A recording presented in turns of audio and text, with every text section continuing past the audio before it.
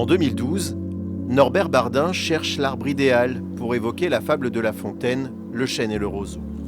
Ses recherches le mènent dans cette ferme du sud de l'Aisne. Là, sous cet angle, il est magnifique. Le chêne d'Artois, en fait, est quand même assez connu dans la région. Et ça fait partie des arbres que j'ai découverts spontanément lorsque j'ai décidé de m'intéresser à nos amis enracinés. Au fil des saisons, un lien intime naît entre le photographe et son modèle. Passer la main sur l'écorce, pour moi, c'est juste un moment de bonheur, quoi. En fait, c'est une petite complicité, c'est un peu comme une poignée de main quand on rencontre quelqu'un.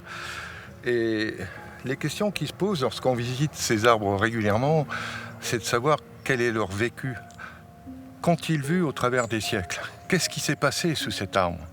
Il a tout de même 700 ans. Et s'il savait causer, il aurait sans doute beaucoup de choses à nous raconter. En particulier, les souvenirs de la famille Dubois, propriétaire de la ferme d'Artois depuis 3 générations.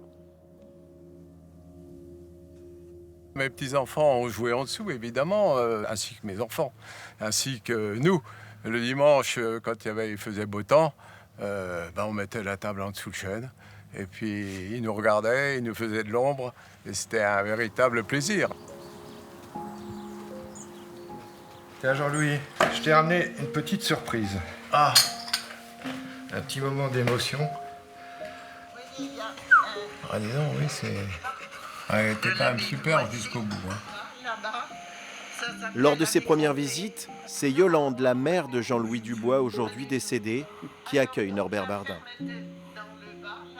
Elle était contente de parler de son grand arbre, hein. Ouais. Son chêne. Elle était fière. Elle était fière. Ah oui, c'est ce que je dis, c'était son chêne, c'était sa propriété, c'était son Son truc. sa vie.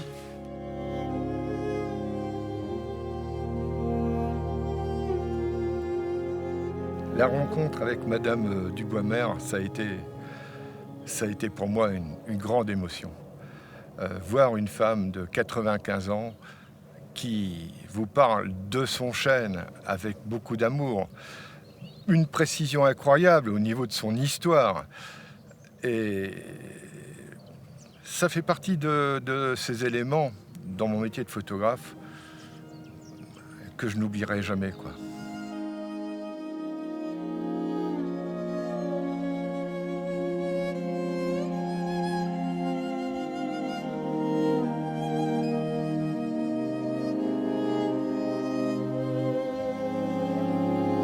Un arbre comme le chêne d'Artois, il n'est pas éternel. Alors ce qu'on fait peut-être au niveau de l'image aujourd'hui, c'est ce qu'on laissera aux générations futures. La Cité de la langue française à Villers-Cotterêts mettra le chêne d'Artois à l'honneur dans une exposition de Norbert Bardin à découvrir au printemps 2025.